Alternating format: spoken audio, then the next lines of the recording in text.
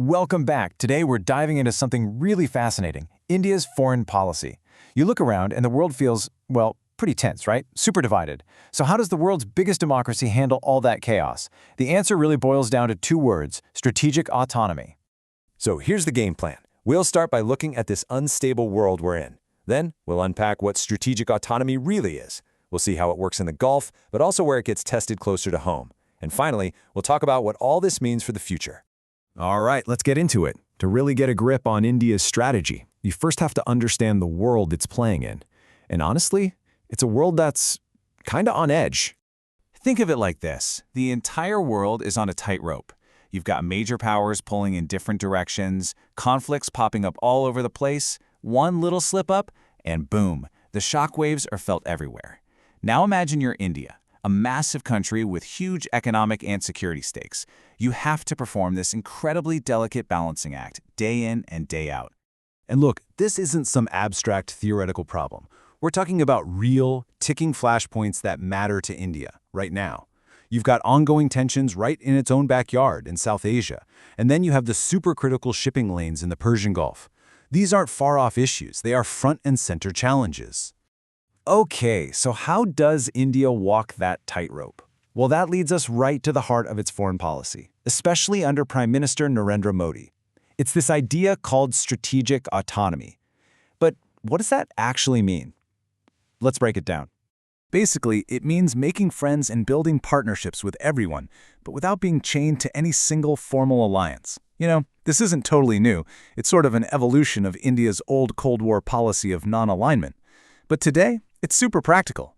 It means India can talk to the United States and it can talk to Iran, all based on what's best for India, not what some bloc dictates. And this really highlights the big difference.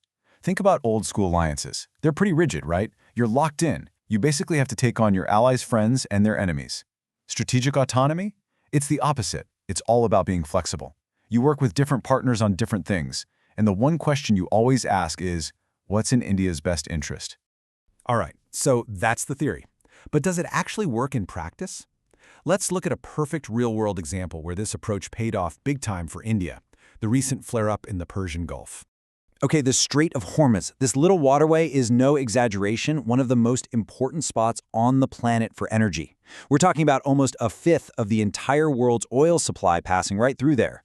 So for a country like India, which needs a ton of energy to power its economy, any problem here isn't just a problem, it's a major threat. And not too long ago, things got really dicey there.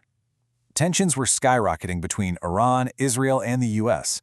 Suddenly, the risk that ships couldn't get through was very real. But here's the thing. Instead of just choosing a side in that fight, India did something different. It picked up the phone and talked directly to Tehran. Why? To protect its own vital economic interests. And boom, here's the result. Because India had kept that line of communication open with Iran, at the same time it was getting closer to the US and Israel, it was actually able to get safe passage for its ships. That is strategic autonomy in a nutshell. It's not about taking an ideological stand, it's about pure pragmatism. It's about getting the job done. Okay, so that's a clear success story. But how does this strategy hold up when things get really tough, right on its own doorstep? Because when we look at India's neighborhood, especially its relationship with Pakistan, things get a whole lot more complicated. Yeah, the relationship with Pakistan is without a doubt the biggest challenge. Ever since the 2019 Pulwama attack, which India blamed on militants from Pakistan, things have been pretty much frozen solid. We're talking stalled diplomacy, restricted airspace for flights, and those huge core issues like Kashmir and cross-border militancy still totally unresolved. And just to make things even messier, you have all this instability spilling out of Afghanistan. Since the Taliban took back control, Pakistan has been pointing the finger, saying they're giving safe haven to militant groups who then carry out attacks inside Pakistan. It's like a domino effect of instability, and it just makes the whole region more dangerous for everybody, India included. So, okay, we've seen where this strategy works well, and we've seen where it faces some serious hurdles. Let's zoom out now and ask the big question. What does all this mean for India's future and its place in the world? So what's the playbook going forward? Well, it looks like more of the same, really. This very careful, calculated balancing act. On one hand, you'll see India getting even closer with its Western partners. But at the same time, It's going to work hard to keep those important relationships with countries like Iran and Russia going. With Pakistan, the approach seems to be deterrence first, talk later. And the common thread through all of this, a sharp focus on the economy. What's best for India's growth? And really, that's the main takeaway here. The world is breaking up into different camps, right? And India's big bet is that being able to talk to everyone, to bridge those divides, that's not a weakness. It might just be its biggest strength. So I'll leave you with this question to chew on. As the world gets more and more polarized, India is forging this independent path. And it makes you wonder about the future of global politics. In a world that's splitting apart, maybe choosing no side is the strongest side of all.